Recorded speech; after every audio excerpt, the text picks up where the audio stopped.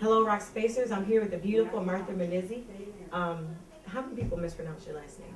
Just about everybody but you. You did a very good job. Your latest project, with it, which is the No Limit CD. Beautiful, beautiful project. Matter of fact, you won a stellar 2007 for the No Limit CD, right?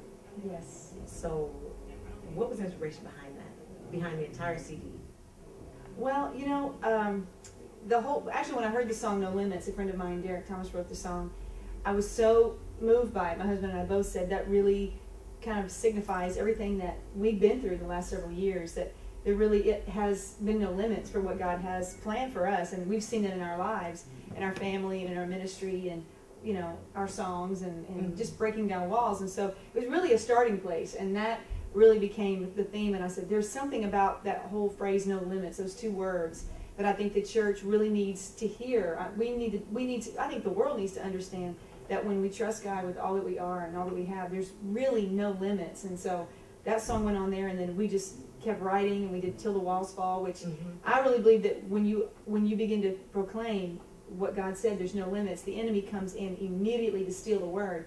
So we've got to praise till walls fall down and be willing to stand in warfare and hold on. So, but there's just so many songs. You know, my sister and I, Mary Leslie, we sing a song she wrote together on that called Always Welcome. So. My favorite. Well, thank you. With the Always Welcome song, we were talking about what was the reason that you all chose that one to do together. Mary wrote that song. She did. And what was the reason that you think she specifically chose that one for you all to do together versus any other song on your album? Well, when she sang it for me, she sent me a little tape, and as soon as I heard it, I said, I'm recording that, and you're singing it with me. It was as if the song chose us, really.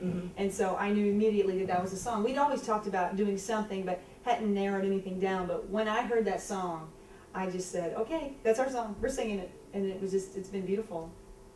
Okay, now, you've mentioned your husband, you've mentioned Mary Leslie. So obviously you're big on family. Yes. And I was reading your bio, and one thing that I like about you is that you said that you take your children with you. And that I think that's so important, because you can have what it is that God has for you, and you can minister and you can go out, but then what happens to the children when you do that? So what's the reason that you do that, and what have you seen from the benefits, you know, of doing that, and what would you recommend to someone who is trying to come to the industry that does have a family but does want to travel, does want to take engagements?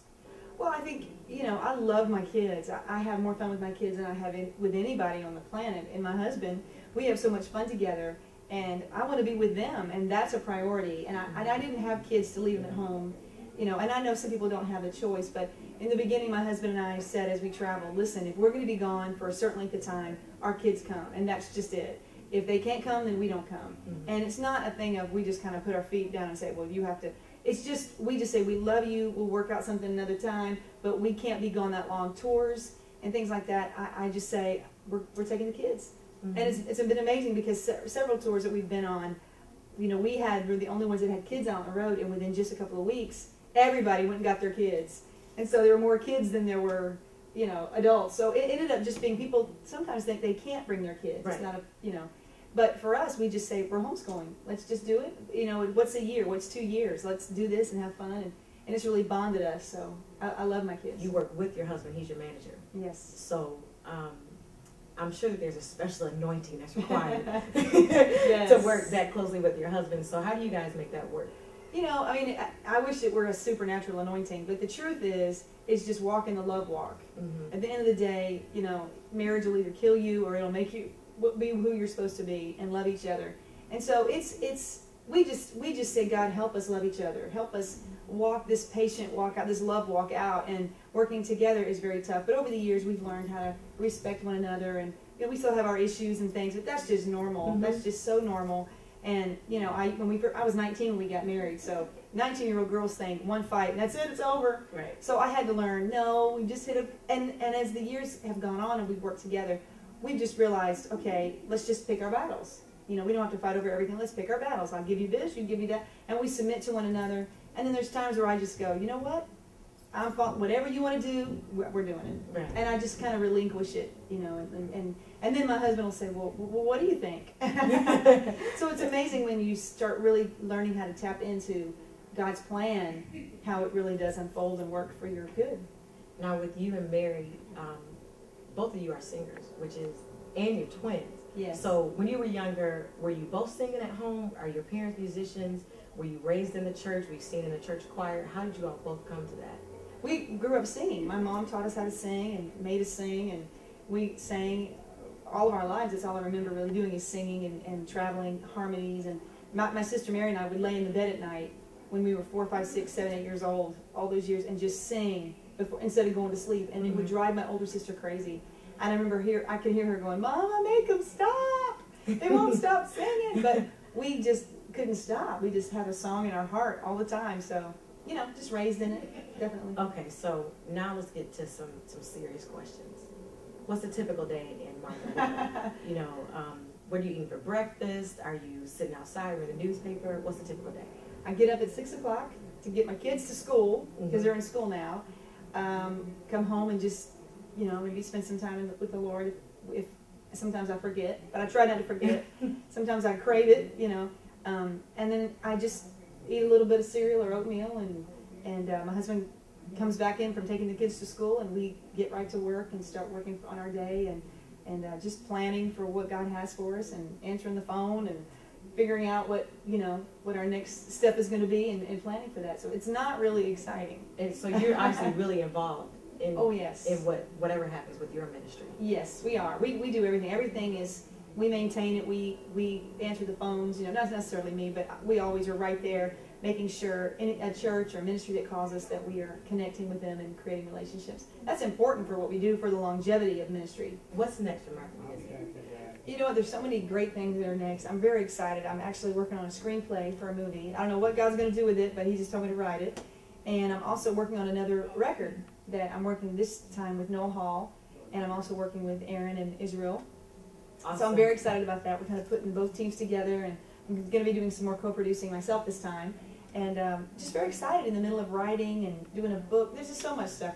I'm trying to keep it all, you know, where I can handle it, but it's in God's hands. But I'm very excited. Favorite color? Oh my goodness, what is my favorite color? It changes every year. You know what I like? My favorite color is that rust-colored orange. It's like a burnt orange. Rock Spacers. Love that color. And I was going to ask her favorite candy, but I already know it's Hershey's milk chocolate. Hershey's milk chocolate with peanut butter on it. Okay, now here's some girly questions now. I think this a lot of girls want to know.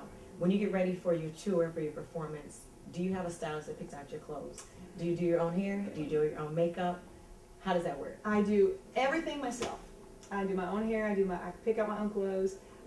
Every once in a while, I've had a couple of times where I've had to have somebody help me, but I've just found they all figured it out. I like to shop. I like to pick out my own clothes, and I do it myself. And with the hair, have you ever had a mullet? I had a funky mullet back in the 80s, the day of my prom. Actually, my husband and I were dating at the time, and there was a group called the Cruz Family, and they were the funkiest family ever to me. I love their music. They were Christian singers. Actually, as a matter of fact, Cindy Cruz Ratcliffe, I'm going to put her out right here on TV. She's the music director in Pastor Joe Oates' I saw church. her. Yeah. And I just loved her, and I still do. She's a good friend of mine. And she had the funkiest haircut, but it was like a cool mullet. It was really long and real teased, and I got my hair cut like that. And it took me an hour to fix it, but it was a mullet, and it was awesome.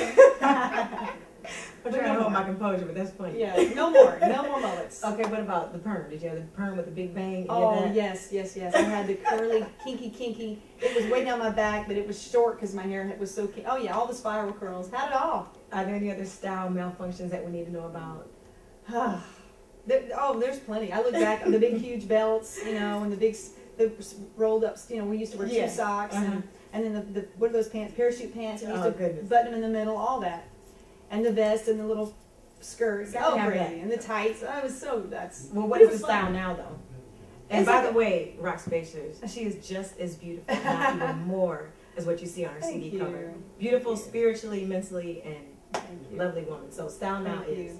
You know, I think it's just maybe a little more classic, but still, I like chunky jewelry, loud stuff. You know, I like big hair. I like all the high heels. I like all the fun, stylish things. And then the next day, you know, I'll be in flip-flops. I'm just one of those people, I like an eclectic blend of music, of food, and music. Okay. So that's me.